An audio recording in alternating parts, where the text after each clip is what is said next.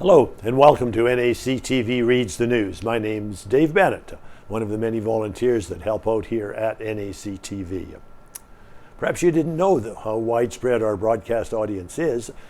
We do broadcast on MTS channel 30 or 1030, also on Westman Cable channel 17, Bell Satellite channel 592, or online at nactv.tv.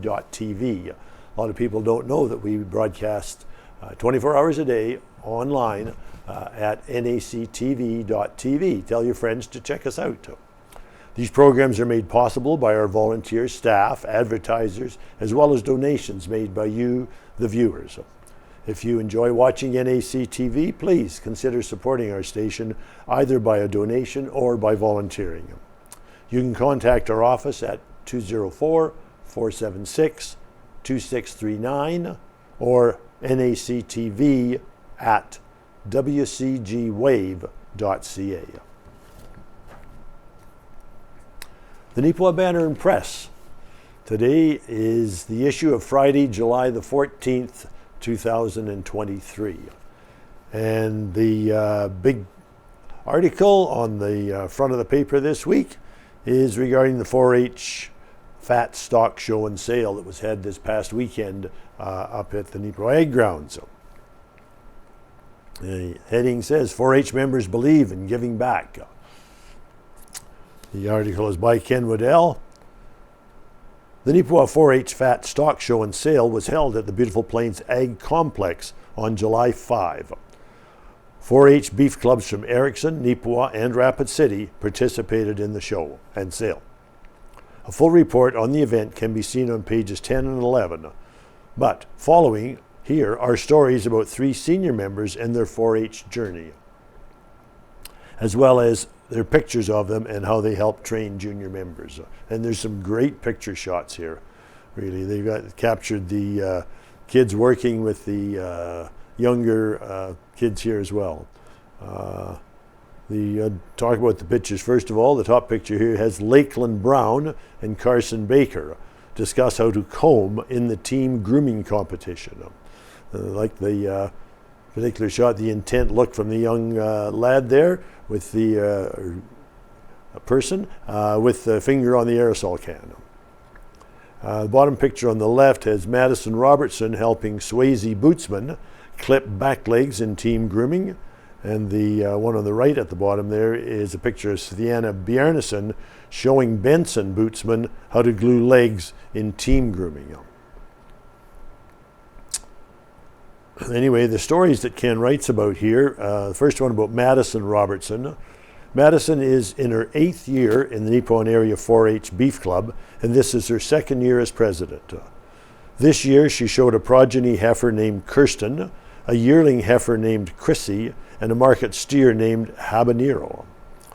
Currently, Robertson is the Manitoba Junior Charolais Association president.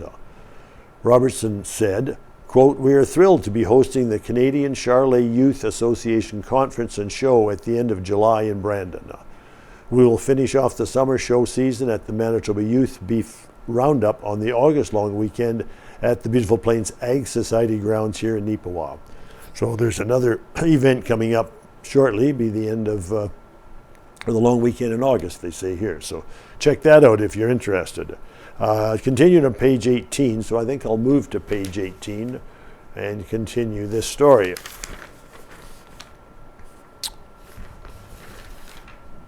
More pictures here as well we'll get to in a minute, but continuing with Madison's story. Along with showing cattle, Robertson enjoys playing fastball with the Neepawa Tigers high school team and is currently playing AAA with the under-17 Manitoba Westman Magic team. In the winter, she enjoys curling and getting the fall winter show string ready for the Ag-X in Brandon and Agribition in Regina. She's a busy young person. Robertson said, "I believe it's important to give back, whether it be volunteering in the community, my school, or giving back financially to organizations that I feel strongly about. For the past few years, I've been purchasing goats for widows and single mothers in Africa through the Sauti Moja Foundation." I've heard about that. I've also donated towards junior livestock shows in Manitoba. Robertson won both the Grand Champion female and steer classes at the 2023 show. Just before her champion steer went up for auction, Robertson stated, quote, "I would personally like to thank each and every person that has sponsored our 4-H achievement, contributed to our fundraisers, and attended our show and sale. The support of our community is greatly appreciated, and I look forward to supporting your business in return." Robertson's steer weighed in at 1,375 pounds and sold for $4.56 per pound to TIC of Neepawa. Before the steer went under the auctioneer's gavel, Robertson asked that the prospective buyer please allow her to retain care and control of the steer so she could show the steer at the Canadian Charlet Youth Association conference and show. Daryl Lebatilier of TIC, Neepawa readily agreed to that arrangement. Next little story about Carson Baker. Carson is in his 10th year in 4-H and showed 2 steers this year. Baker said, "My market steer is named Bruce and my progeny steer Kenobi." Baker noted, "Throughout this year," he said, "I've had many adventures through sports and cattle. Joining the high school hockey team and making the finals in my first year, being named an all-star in football and playing against a team from Saskatchewan in the Challenge Cup. This past summer, Baker was at Showdown in Brandon and showed his heifer that he showed as a cow this year." Baker said, quote, "All the profits from my steers this year will go towards my adventures after high school in post-secondary studies of agribusiness." So. And the third young person that Ken writes about is Sienna Bjarnason. Sienna is 15 years old and is a member of the Neepawa 4-H Beef Club. This is her 9th year in the club and 2nd year as secretary. This year, Bjarnason has 3 projects: a market steer named T-Bone, a purebred shorthorn yearling heifer named Doris, and a progeny heifer named Kalua. Bjarnason said, quote, "I've had a fun-filled 4-H year. I represented Manitoba for the Canadian Young Speakers for Agriculture, junior division that was held in Toronto during the Royal Winter Fair in November. It was great to meet young speakers all over Canada and to attend the Royal Fair. Manitoba 4-H Council invited me to speak at Ag Days with my speech from CYSA. Early May, I attended the Fun Camp and the Recognition Day that the Rapid City 4-H Beef Club hosted. Bjarnason was able to make a leather belt from scratch, play Minute to Win It, not sure what that is, sounds like fun, I guess, and do a calving workshop with Clover the cow. In mid-May, the Manitoba 4-H Council organized a 4-H rally in Brandon. Kirk Stierwalt from Oklahoma came and did a fitting workshop over the 3 days. Quote, "It was great to reconnect with friends and to meet new friends," said Bjarnason. She is also on Team Manitoba for track. Bjarnason was able to show last fall at AgX in Brandon and was excited to attend the Canadian Western Agribition with Horner Cattle Company. This summer, Bjarnason plans on attending the Manitoba Youth Beef Roundup in Neepawa and the National Shorthorn Junior Show in Carman this August. When not working or showing cattle or working on the family farm, Bjarnason can be found playing all kinds of sports. Her JV basketball team was consolation winners for provincials. She attended high school provincial track and field for discus and also competitively lifts weights. I'm always amazed at how much these kids do these days and all of the endeavors they're involved in. Congratulations to all of them. Just to finish up, Bjarnason said, "I believe in giving back to my community or helping fellow 4-H members. This year I will be donating 10% of my steer sale proceeds to Caleb Bootsman. Caleb is a fellow 4-H member from the Rapid City Club. Caleb was diagnosed with TENS, which is a life-threatening skin disease that causes severe, painful skin rashes that blisters and peels. Caleb requires frequent visits to the hospital, and I would love to help him and his family out." Bjarnason thanked everyone for their support throughout the 4-H year, saying it's greatly appreciated.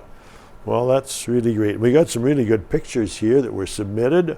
Up on the top left, Madison Robertson was awarded first place in the senior showmanship class. That trophy is presented by Leah Brown.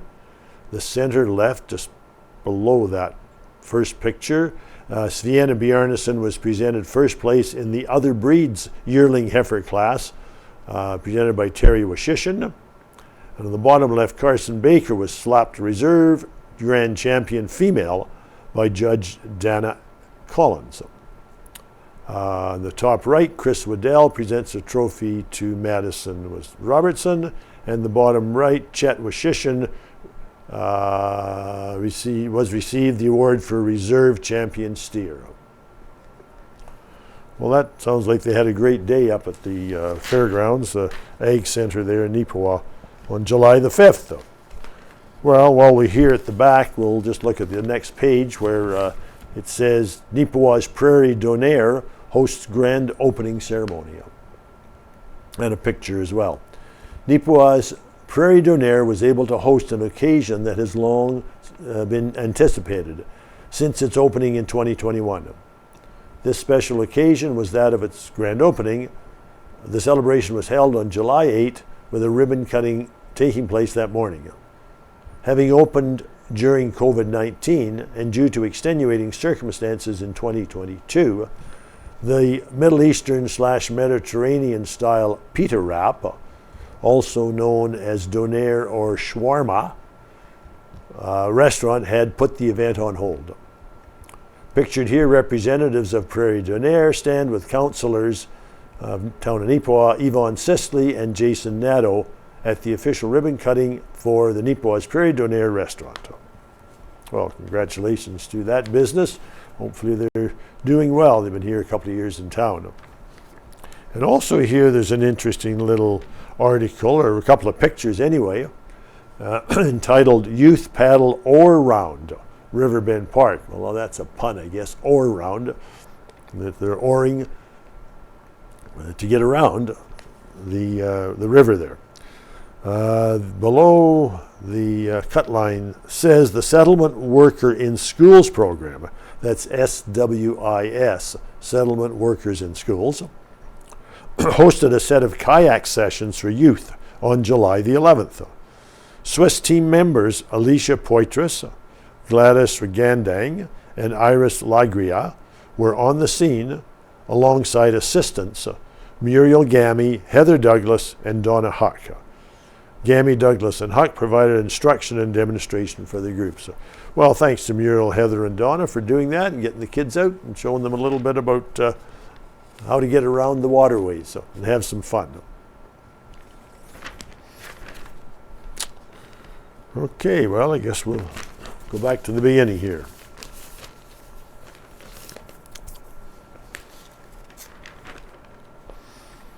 Well, on page 2, some pictures of some really nice looking motorbikes. Photos by Casper Warehan. And the cut line says, the Westman motorcycle enthusiasts made a stop at Kinsmen Kourts II on July 5. Pictured a portion of the motorbikes that lined up for the show. The motorbikes on display included varieties from Harley Davidson, Indian, and more. Well, they're pretty hot looking machines, all shined up nice from the Westman area, I guess. And the article is by Casper Warehan. It says motorbike enthusiasts from the Westman area rolled into Kinsmen Kourts KK2 last week. On July 5, the Westman Motorcycle Enthusiasts group took their hogs to the Senior Living Center to show their bikes off to the residents and general public, as well to join Kinsmen Kourts in their support of the 2023 Dream Ride, which happened a week earlier, I think. Or no, it was coming up after that. Fresh Smokies were available alongside an option to give a monetary donation towards the charity. Quote, we thought it would all combine nicely, especially since we are having our walk for the Dream Ride on Thursday, said Corey Ford, Activities Director for KK2, that evening. Quote, they were originally going to be in Gladstone tonight, but they rerouted to take part in all of this. Ford added, we also have bingo for the residents on Wednesday, so today's been a big day for us.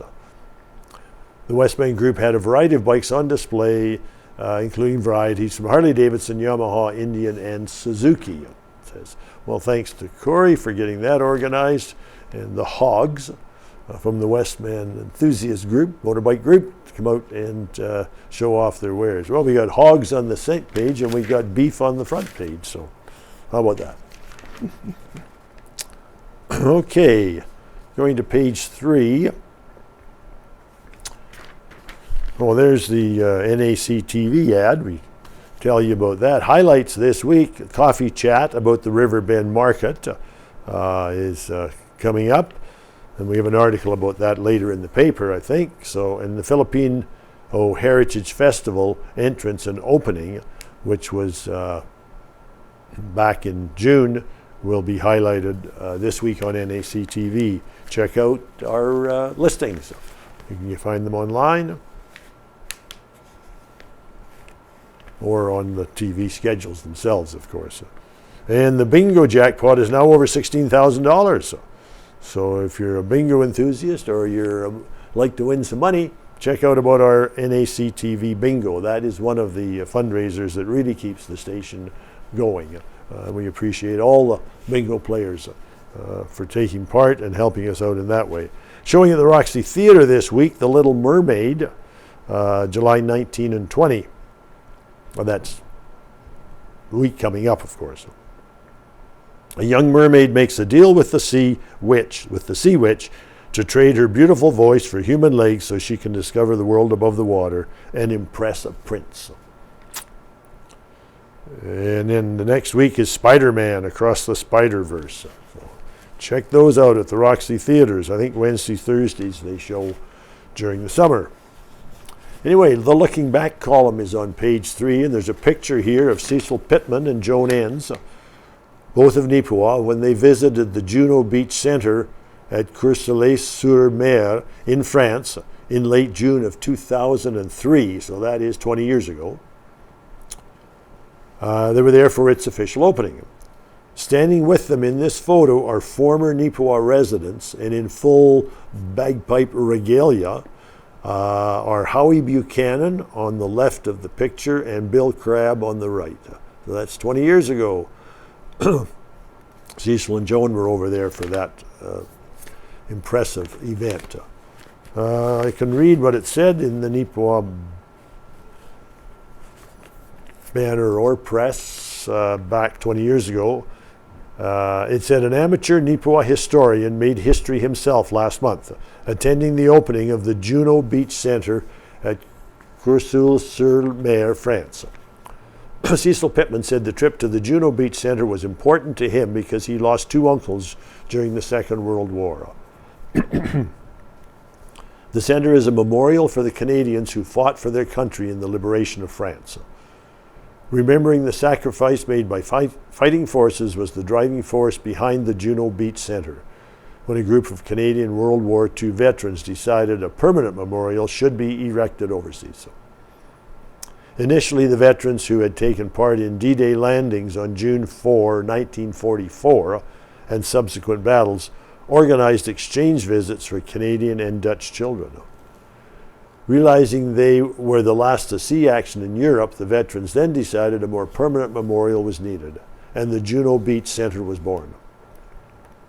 In addition to attending the opening ceremony on June the 6th, 2003, Pittman recognized his uncles Lance Corporal Frank Meekin and Corporal George Meekin, buying 2 bricks at the center in their memory.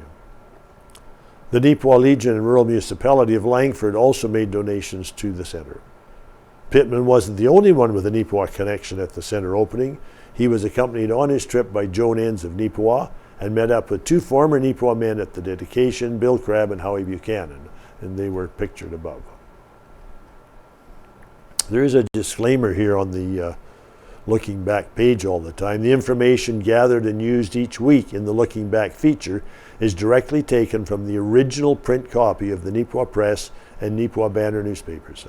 Any errors or omissions from stories, factually or otherwise, are the result of the original print and not the responsibility of the archivist for the current version of the Neepawa Banner and Press. So they print them the way they were. What did we have 50 years ago? Neepawa seems to have been taken over by a horde of rusty brown moths this past week. June 12, 1973. I remember that. There was a lot of them, and they happened previous to that too. I recall when I was a lad, back in maybe 52, 53 perhaps. Anyway, from the banner, the press would be article of 50 years ago. They're clinging to the buildings, fluttering on the sidewalks, and lying dead in the streets. Another article from Edrins. The community was saddened last week by the passing of Mike Kakowicchuk. Sorry if I mispronounced that. A one-time resident of Edrins. Many attended his funeral in Neepawa Tuesday with burial in the Edrins Cemetery. Mike will always be remembered by his ever willingness to help his neighbors and friends, as well as for many projects in the community. About 75 years ago, who remembers that? It's getting a little past my time. Mr. and Mrs. Albert E. Clark celebrated their golden wedding anniversary on Tuesday, June 29th at their home in Neepawa. Mr. and Mrs. Clark were married in the Franklin Methodist Church on June 29th, 1898 by the Reverend T.J. Johnson. Mr. and Mrs. Clark lived on a farm in the Spring Hill district. They came to Neepawa to reside in 1929. And that Clark was spelled with an E on the end, by the way. Arden. Congratulations to Mr. and Mrs. Fred Parker, who celebrated their 53rd wedding anniversary on Sunday, July the 4th.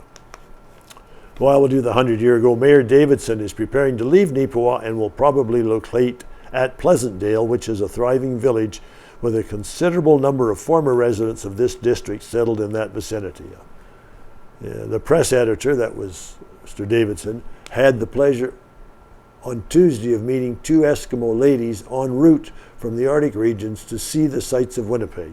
No, I'm sorry, that just refers to the press editor.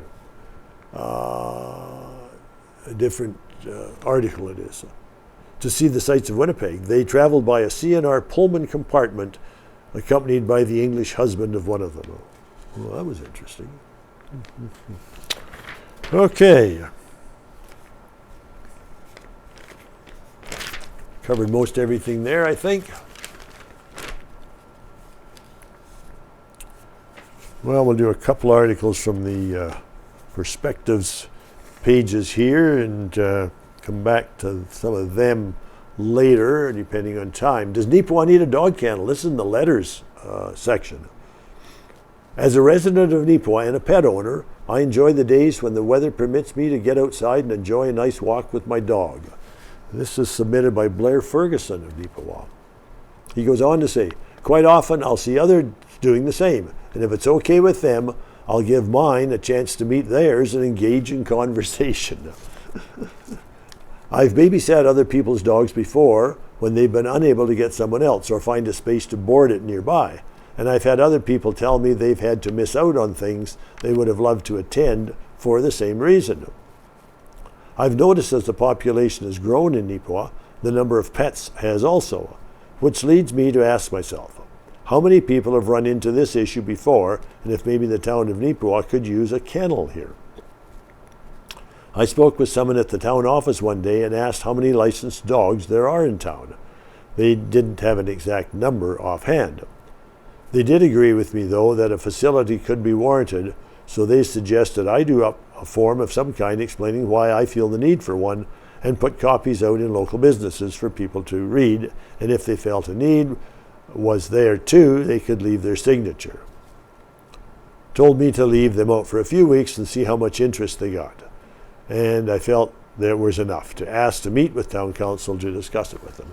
So there's a resident taking an initiative upon themselves to help out people in town. Thanks, Blair, for doing that and for writing the letter to the paper. Thumbs up, thumbs down. This is by Lorraine Tarrant. She says, thumbs up to the lady who paid for my coffee on June 23rd at McDonald's drive-thru. Well, I've heard of that little, well, I shouldn't say little, but that type of thing happening, that you get to the wicket and they say the person in front paid for you. How about that? Well, thumbs up to whoever did that for Lorraine. And there's another thumbs up here as well to Kelsey Robinson, who's the grader operator for the RM of Rosedale, for miraculously finding my phone on the side of the road. Well, holy crow. And it still works, says R. Lodge of McCreary, Manitoba. Was down in the Rosedale area, somehow lost his phone, and Kelsey Robinson, the grader operator, found it. Well, isn't that great? And it got returned and it still works. So, wow. I always like the Tundra cartoon up here on the left. A couple of owls up on a tree, and the one owl's eyes are as big as an owl's eyes, of course, can be. 4 times larger than the other owl. I went to the optometrist today. Are my pupils still dilated? If you know about owls, you'll get that joke. Maybe we'll read Rita's article here. She writes pretty well every week for the Banner, titled Home Buddies. Rereading The Winter Years by James H. Gray. There's a sentence that I have read several times before, and this time I needed to stop and think about it. The setting is Winnipeg. The time is the 1930s, tough economic times. The chapter titles are telling. Our world stopped and we got off. Fun was where you found it. Landladies and a want-ad husband. Tuxedos were for ditch digging, and the one that stalked me into the wonderful world of bookworms.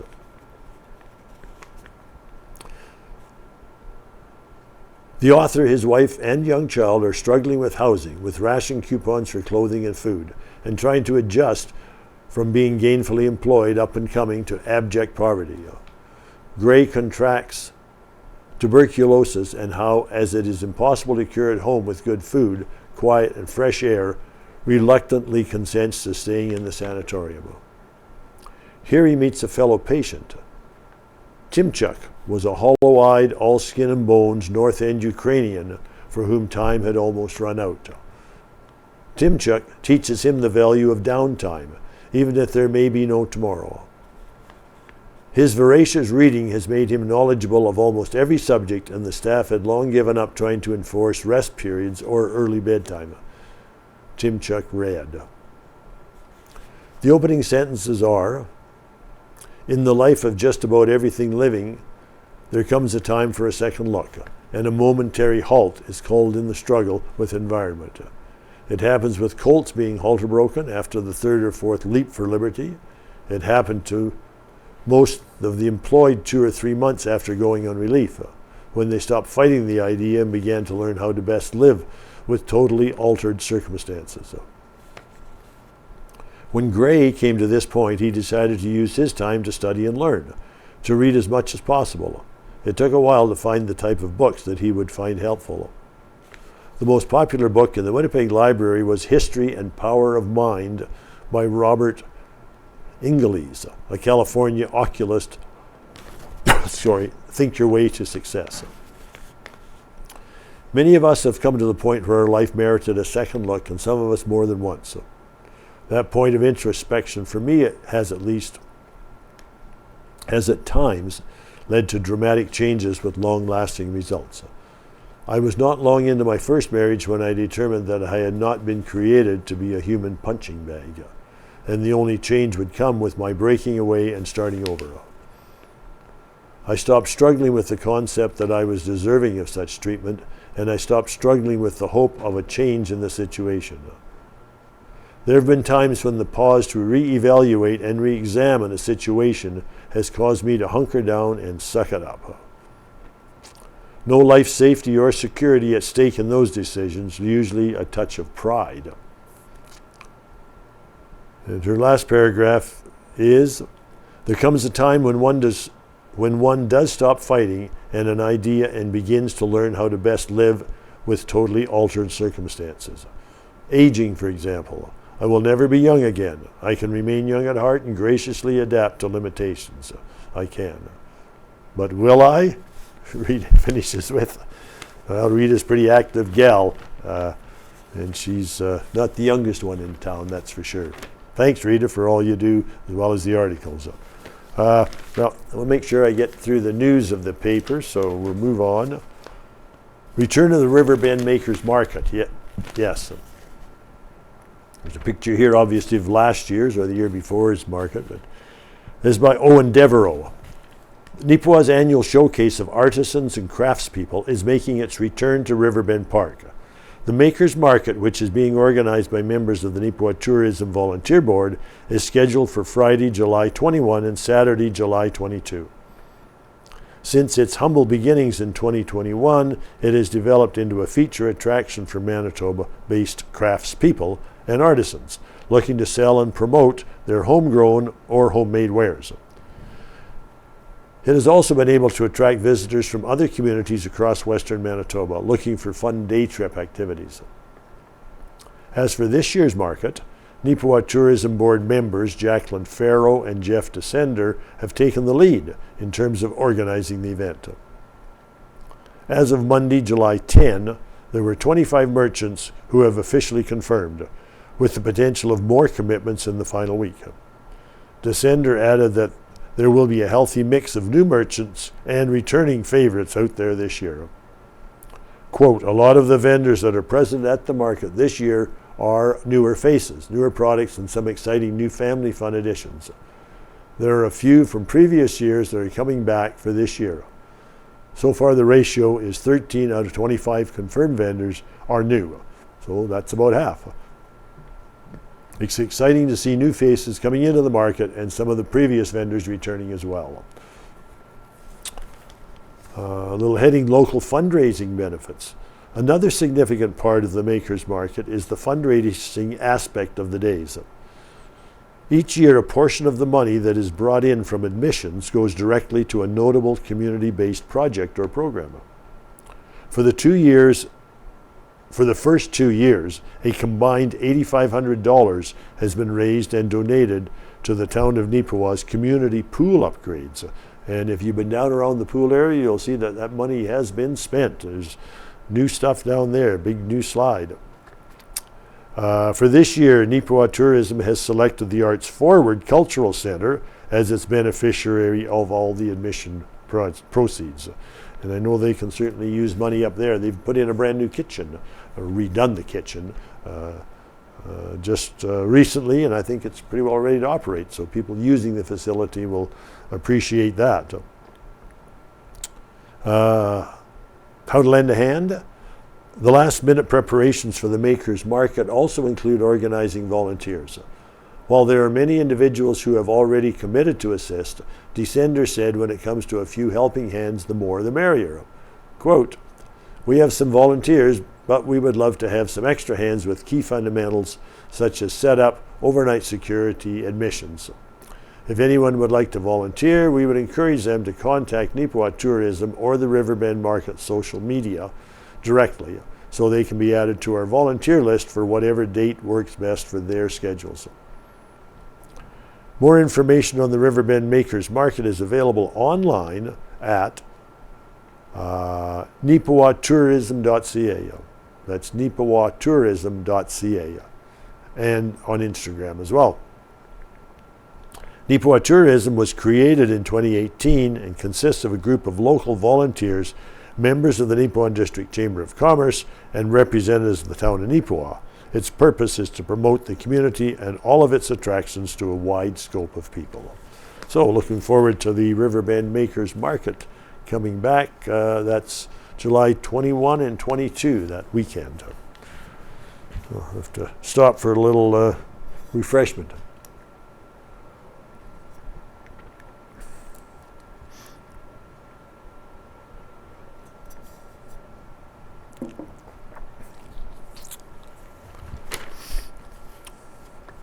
Well, Helen Drysdale's Five Roses Cookbook, we'll maybe have time to get back to that. But anyway, Manitoba Threshermen's Reunion to host award-winning artist. That's interesting. This has been submitted. The artist is Rosemary Siemens. The picture of her there, and the poster, I guess it is.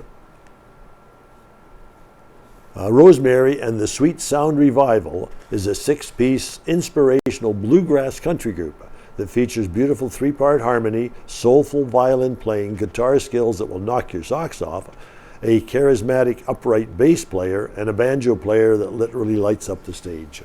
Well, that sounds exciting. Rosemary Siemens has performed around the world, but she also has a strong Manitoba connection. She's originally from Plum Coulee, said Ed Hepner of the Mobile Stage Company. Anyway, Ed proceeded to say, one day I was wondering if Rosemary and her band might be available for the Thresherman reunion. I got in touch with them, and before long the arrangements had been made. They'll actually be flying out from Italy to play this show, so I hope everyone is ready to welcome them back to Manitoba. I know I am. Rosemary Siemens and the Sweet Sound Revival were the winner of the Best Bluegrass Country Album of the Year at the 2016 Global Music Awards. Rosemary has performed at New York's Carnegie Hall and has been the only solo violinist to play the Sistine Chapel at the Vatican. Wow, that's something on her resume. Her show is a journey from classical to bluegrass to gospel to down-home fiddle to tear-jerking inspirational stories perfect for any age.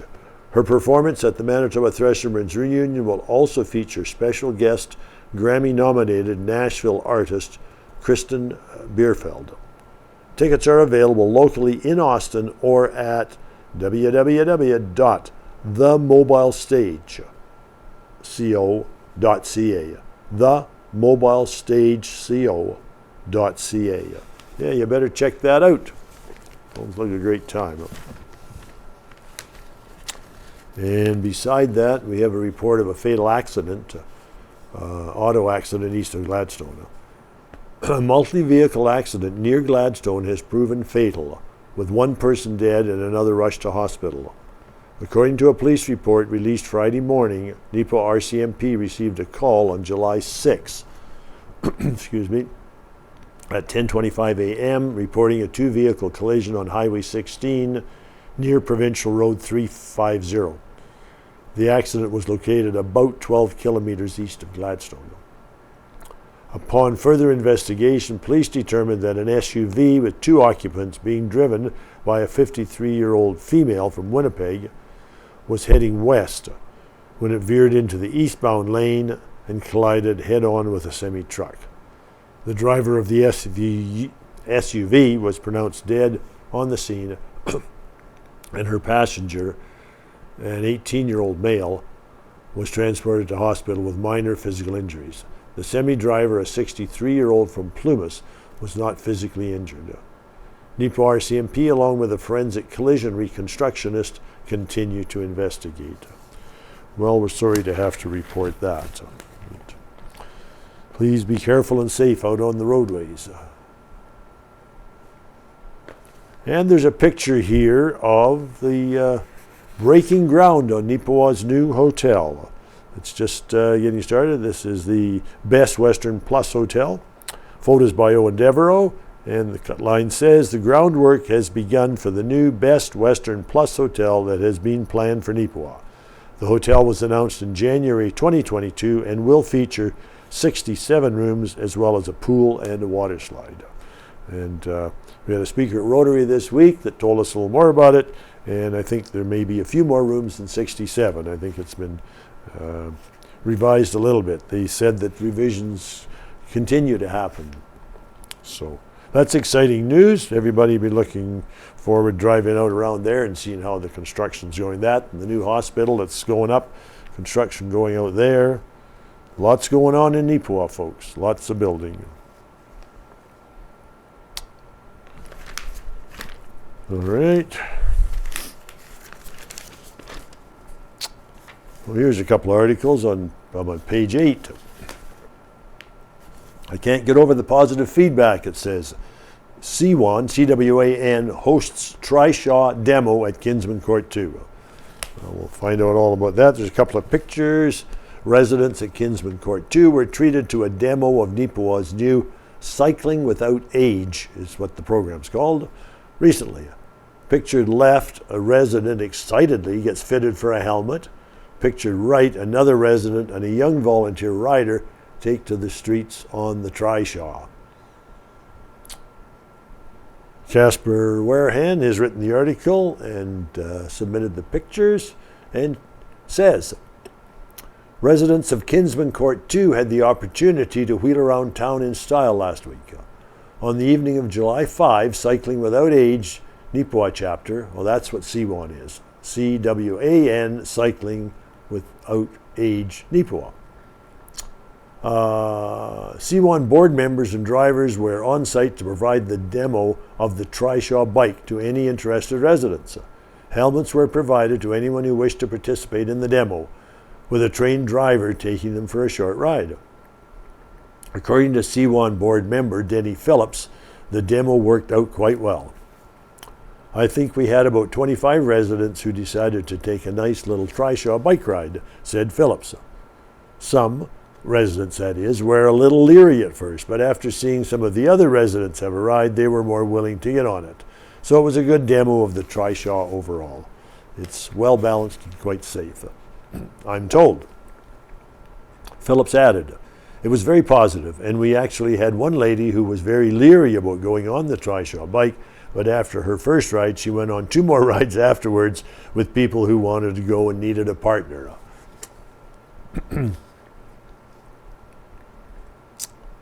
It was very nice to hear the comments from the residents and anybody that was on the bike. It was always, oh, I enjoyed that. It was so much fun. I can't wait to do it later on, were some of the comments. Phillips told the Banner and Press that many of those present who originally signed up for the demo then went on to express interest in going for rides on a regular basis. Phillips added, our 2 new trishaw drivers really enjoyed giving rides as well as getting more experience on the bike. So it's a good start for the Cycling Without Age program here in Neepawa.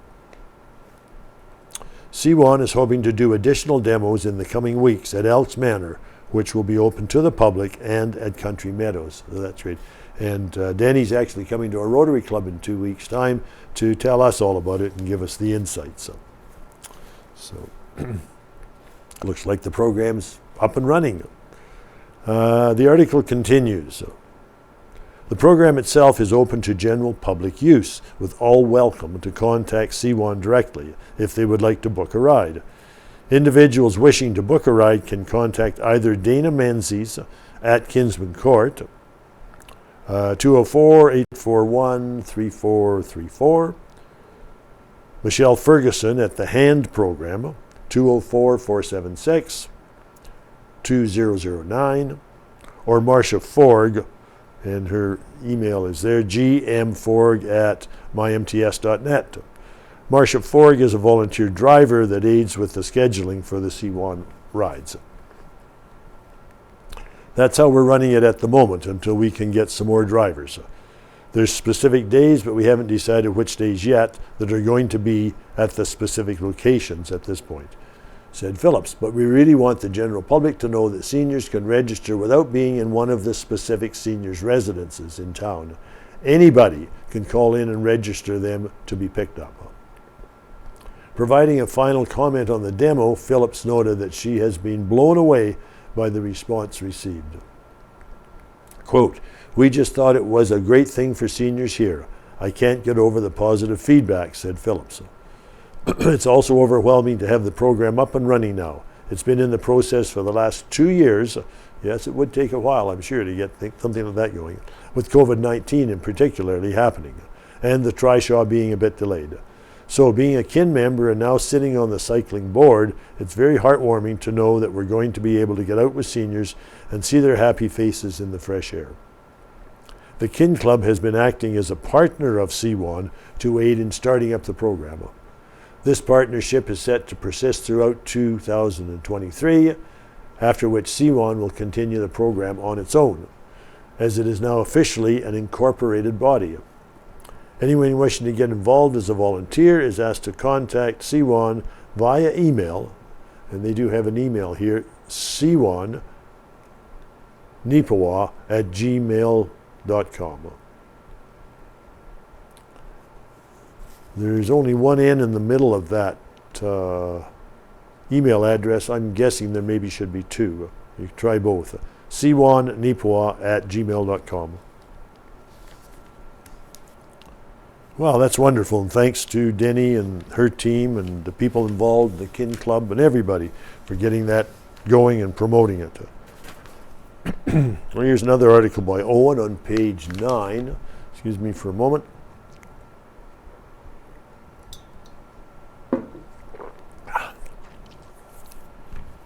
First-time children's author explores the expression of feelings. A picture of Delcy Martin, author of the new children's book, How Much Do I Love You? Owen's article goes on to say, the calendar year has been one of tremendous success for Delcy Martin. First, she completed her master's degree and began her practice as a registered social worker and private practice therapist. As if that were not enough, she's also completed a literary journey that's been 3 years in the making, as she has self-published her first children's book, How Much Do I Love You? The book, which was fully written and illustrated by Martin, looks to encapsulate the feelings of love and support a parent or caregiver have for their child. While Martin grew up with a long-standing personal love for creative writing and painting, the motivation to use those talents to create How Much Do I Love You came from a single moment. I was walking my newborn daughter down the hall trying to comfort her as she was fussing and started telling her how much I loved her. Then when she wouldn't stop fussing right away, I had to think of numerous ways to say how much I loved her, because when she cried for a long time. It came from there, said Martin. Further inspired by her own mother's encouragement, Martin would then spend about 3 years balancing family and education commitments to work on this creative outlet. While the words came easily and early, Martin noted the paintings are what took the most time, as she dealt with periods of self-doubt and postpartum depression. I went through 2 very bad periods of postpartum depression during this time, so as is normal with PPD, I lost interest in the things I enjoyed.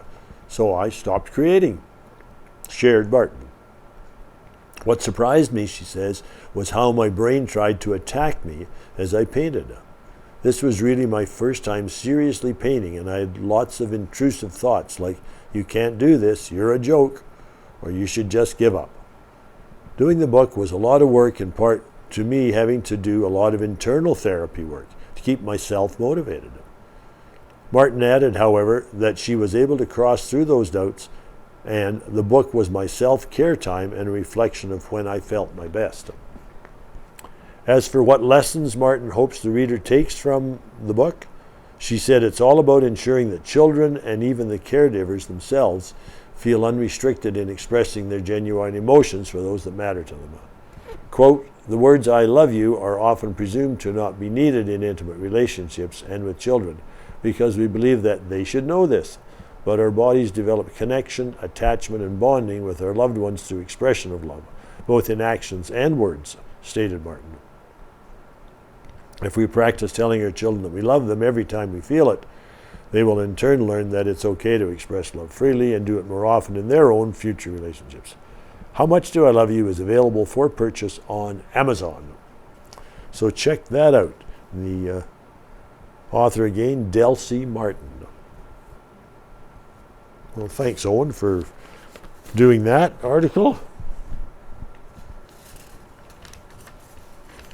Oh, well, there's more about the Fat Stock Show. We'll come back to that, depending on time, maybe.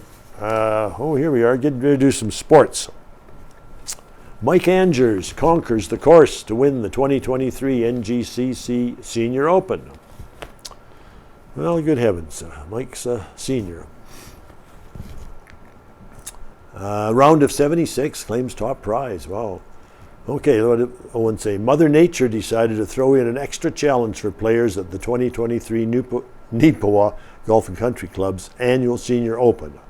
The one-day event held on Monday, July the 10th, saw occasional wind gusts throughout the round, which provided that little additional degree of difficulty that can really separate the good from the great out there. Fortunately for Mike Angers of the Southwood Country Club out of Winnipeg, he was able to tame the weather and the course in general for a championship round of 76. Finishing in second place for the championship flight was Keith Fawcett with a round of 77, while Jim White also shot a 77, was relegated to third on a runoff.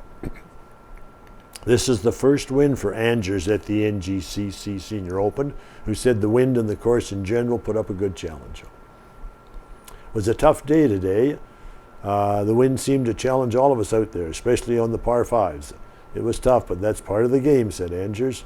For myself, it was going pretty steady. I think I had about 15 pars, and if you're able to do something like that, you give yourself a chance. 15 pars, wow. It takes me 15 rounds, and I still don't get 15 pars. If you're able to do something like that, you give yourself a chance, he said. That's all you can ask for. The greens were real good, and that helped the short game. It was a great setup out there, good course, and a good day, said Angers. The next major competition event for the Neepawa Golf and Country Club will be the Senior Ladies Open on August the 2nd. That will quickly be followed by a Westman Junior Tour event on August the 8th, and then the Club Championship on August the 12th and 13th. And they list the winners of the flights, as we read. Mike Angers, Keith Fawcett, and Jim White won the championship flight. First flight, Lawrence Parrott, 85, Andy Fletcher, 85, Dan Flick, 85. Then went on to a seventh flight, so there's 21 winners anyway that were. So they must have had a good crowd out there, I would think, for that day. More golf. Below that, strong finish for Delalloy at the Manitoba Junior Championships. An exceptional third round of golf propelled Neepawa's Hayden Delalloy to the cusp of a top 10 finish overall at the 101st Annual Manitoba Junior Boys Golf Championship. The teen golfer, who competes out of the Neepawa Golf and Country Club, shot a combined total of 233, that's plus 17 apparently, over the course of the three-day event, which was held July 3 to 5 in Toulon. He shot a round of 78 on the first day, an 80 on day 2, and a 75 for the third and final round. It was Delalloy's strong play on the back nine during his final round that propelled him up 2 spots late into 11th place overall. Those numbers also placed Delalloy in an 8th place tie for the 17 to 18-year-old age category. Grady Chubak, playing out of St. Charles, and Ryan Orchard of Carman tied for first in that age group. As for the overall championship, no one was catching 14-year-old sensation Chirawat Boonsiur. Apologize if I mispronounced that. Chirawat Boonsiur of the Thailand Golf Association. Boonsiur was the only player to go under par on the event, shooting a total of 215, that's -1 over the 3 days. And he's a 14-year-old. Well, congratulations to Hayden locally and to the others mentioned in the article as well for their good play. The Cubs win at home to close out the Santa Clara baseball season. Yes, they did. I was there. The Neepawa Cubs are heading into the postseason with a confidence-building 2-1 win over the Plumas Pirates. And Plumas is in second place, I guess, right? Garrett Rempel pitched 7 strong innings on Friday, July the 7th, striking out 4 and allowing just 3 hits. Meanwhile, Brad Wilson went 2 for 3 at the plate for the Cubs. The win, combined with a 10-7 defeat in Portage La Prairie earlier in the week, concluded Neepawa's regular season schedule in the Santa Clara Baseball League. The Cubs went 5-10 on the year and finished in 5th place in the overall standings of 6 teams. With these results, Neepawa clubs will likely face the Portage Padres in the first round of the playoffs, and that's correct. We've since found that out. They play that tonight. This is Friday, July the 14th. With these results, the Cubs will likely play the Padres. Right. The other series should see 3rd place Austin A's take on the 6th place Minnedosa Mavericks, and I believe that is correct when the final games were played. First place Carberry Royals and second place Plumas Pirates will each receive opening round byes and automatically advance to semifinals, where they'll face the winners of the series we're talking about. Okay.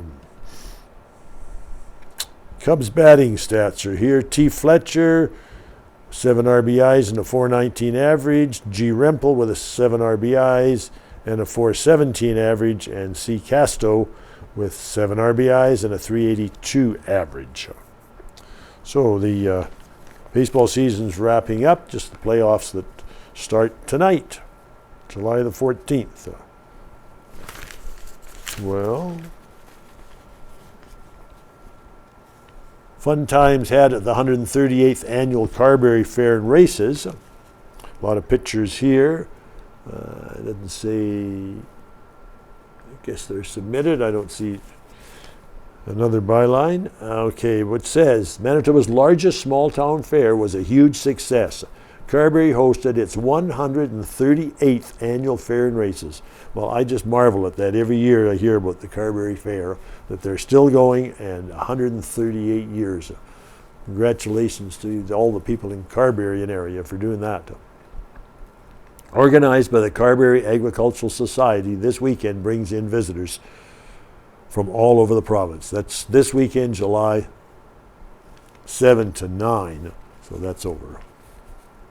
The fair included several variety of activities to watch and participate in, including the parade, pancake breakfast, 4-H beef show, and egg race on horseback. The annual showstopper for the weekend was, of course, the rodeo aspect of the fair, with chariot and chuck wagon races, as well as ranch rodeo competitions. So a good bunch of pictures there of all the happenings in Carberry. If you get your hands on a banner and press, you can see that. And there are 3 obituaries. I'll just read the first little bit of them. Ralph Russell Thomas, November 23, 1918 to July 2, 2023. Ralph Thomas, our beloved father and grandfather, passed away peacefully on Sunday morning at Luther Home in Winnipeg at the age of 104, surrounded by family. In extreme old age, he remained his warm and gracious self, and we are so grateful for his love and presence in our lives. Ralph was born to Percy Thomas and Alice Gregg on November 23, 1918, on their farm in the Oakville district. James Jim King. It is with heavy hearts we announce the passing of James Jim King. Jim passed away on Saturday, July 1st, 2023, at the Neepawa Hospital at the age of 89 years. Jimmy lived most of his life in Neepawa and loved hunting and fishing and trapping gophers. He loved his winters in Texas, dancing and all activities. He so loved his family with all his heart. And the third one is Lyle McKay, passed away peacefully with family by his side on June 29th, 2023 at the Neepawa District Hospital at the age of 80.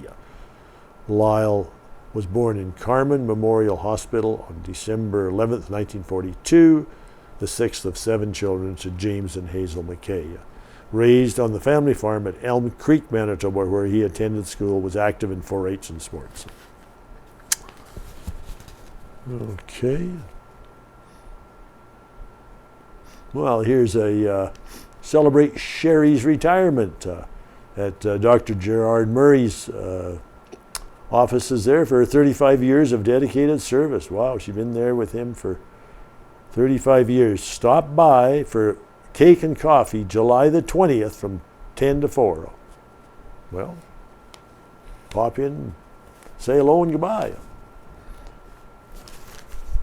All right. Okay, so we got maybe 10 minutes or so here. Let's buy something back here. I know I said I'd like to come back to. Oh, you know, I'd like to read the winners of the 4-H stock show and sale. Or the buyers, you know, the people that buy these cattle all the time to help out this sale. We really appreciate them. The members, leaders, and families of the Erickson, Neepawa, and Rapid City 4-H beef clubs wish to extend their sincere appreciation to all of the buyers and bidders for their outstanding support of our 2023 4-H beef interclub sale held in Neepawa on Wednesday, July the 5th. And they have the 4-H member and the buyer. Madison Robertson, TIC Parts and Service Limited. Chetwishishin, bought by Farmery Estate Brewery. Caleb Bootsman, was bought by Camo Cattle Company. Kendra Hinsberg was bought by Total Farm Supply Master Feeds. Kate Hinsberg's animal was bought by Minnedosa Insurance. Zane Finley's animal bought by Minnedosa Vet Clinic. Easton Patterson's animal bought by Ken Beatty Farms.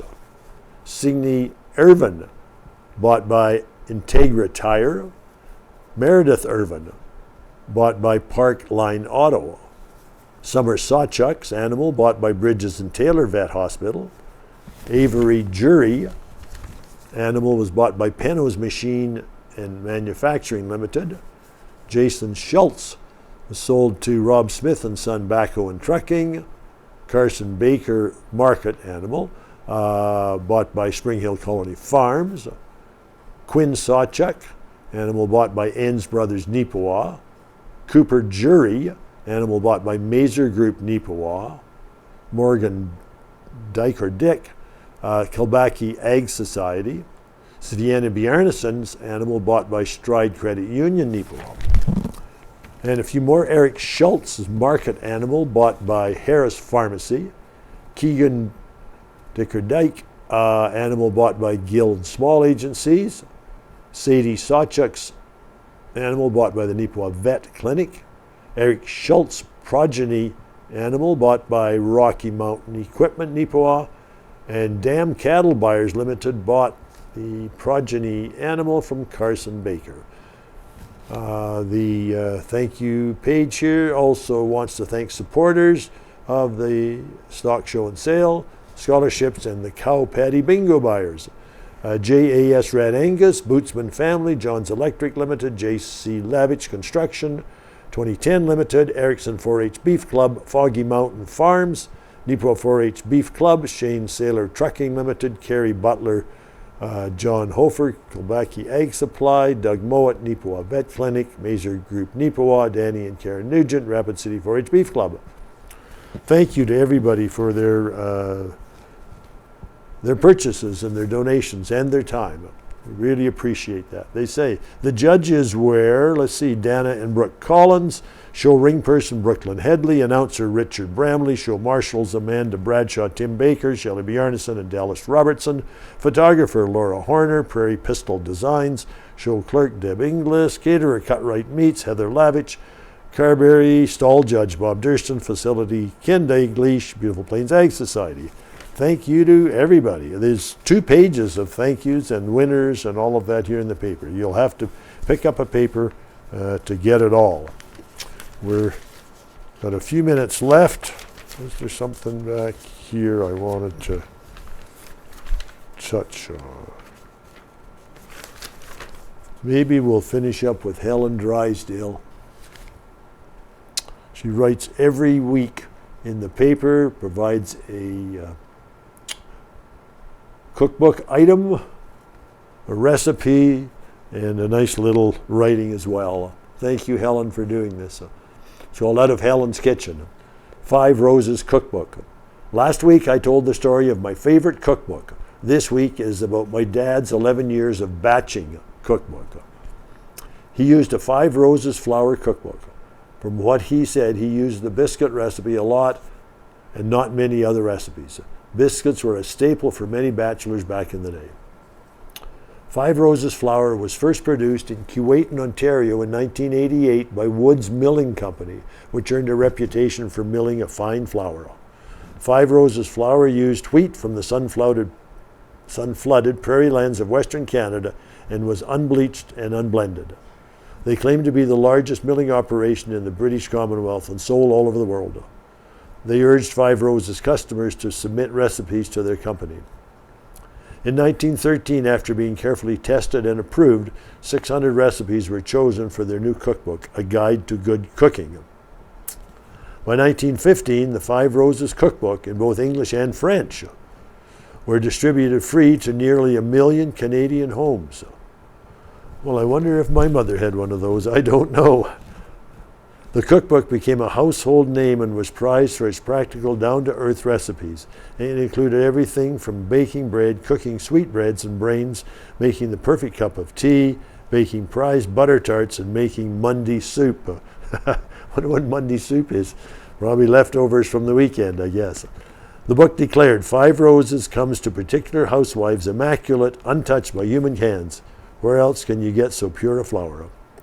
Every recipe has been thoroughly tested and approved in the 5 Roses kitchens and guaranteed to work perfectly in your kitchen.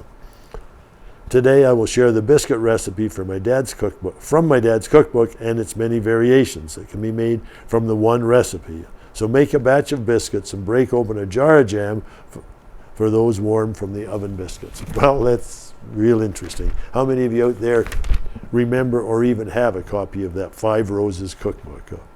That's something. You need 2 cups of 5 Roses flour, 3 teaspoons of shortening butter, 7/8 to 1 cup of milk, 4.5 teaspoons of baking powder, and a half teaspoon of salt. That's it. That's all you need. That is something else.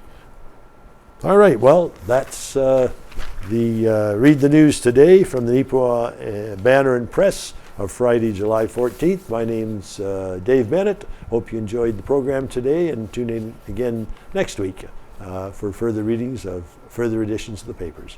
Thank you.